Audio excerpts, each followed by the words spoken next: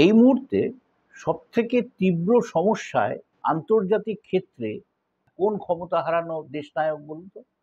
ঠিক ধরেছেন। তিনি হচ্ছেন বাংলাদেশের সাবেক প্রধানমন্ত্রী শেখ হাসিনা।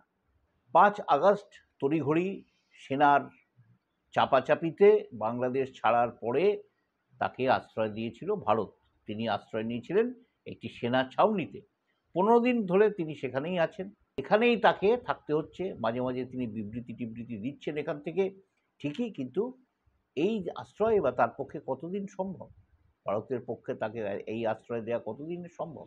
এটা কিন্তু খুব বেশি দিন ভারত এই অবস্থা বজায় রাখতে পারবে না। তার কারণ হচ্ছে, এই আতিথ্য দেওয়া ভারতের পক্ষে সম্ভব হবে না। তার সবথেকে বড় কারণ, ভারতের সঙ্গে বাংলাদেশের একটা কিন্তু বন্দি প্রত্যার্পণ চুক্তি আছে। হাসিনার বিরুদ্ধে আদালতে মামলা হয়েছে, খুনের মামলা হয়েছে, আরও অনেকে আছেন হাসিনার সঙ্গে।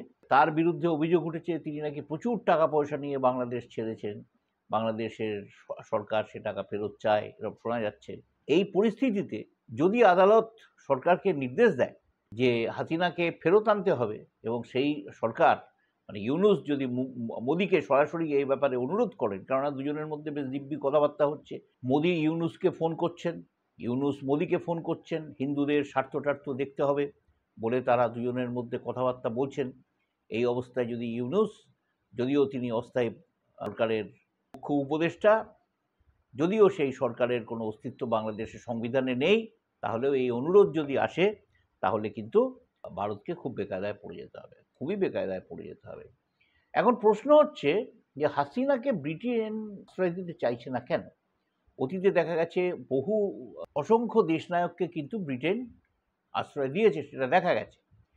হাসিনাকে ব্রিটেন দিতে চাইছে না এই জন্যে যে সেদেশে ৭০,০০০ বাংলাদেশির বাস, তারা অধিকাংশই হাসিনা বিরোধী। এখন হাসিনার পক্ষেই বা কে আছেন? চারিদিকে তো সবাই হাসিনার বিরুদ্ধেই কথাবার্তা বলছেন, এবং এই বাংলাদেশিদের মধ্যে অধিকাংশই নাকি খালেদা জিয়ার সমর্থক। এই অবস্থায় ব্রিটিশ গভর্নমেন্টের পক্ষে বাইরের ঝামেলা যেচে নেওয়ার মানে সম্ভাবনা নেই বলতে গেলেই চলে।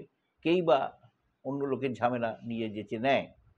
এখন এই অবস্থায় তার সঙ্গে সঙ্গে আবার যিনি ওই বাংলাদেশি বংশোদ্ভূত এমপি রয়েছেন, সে রূপা হক, তিনি কিন্তু হাসিনার বিরোধিতায় প্রকাশ্যে সোচ্চার হচ্ছেন।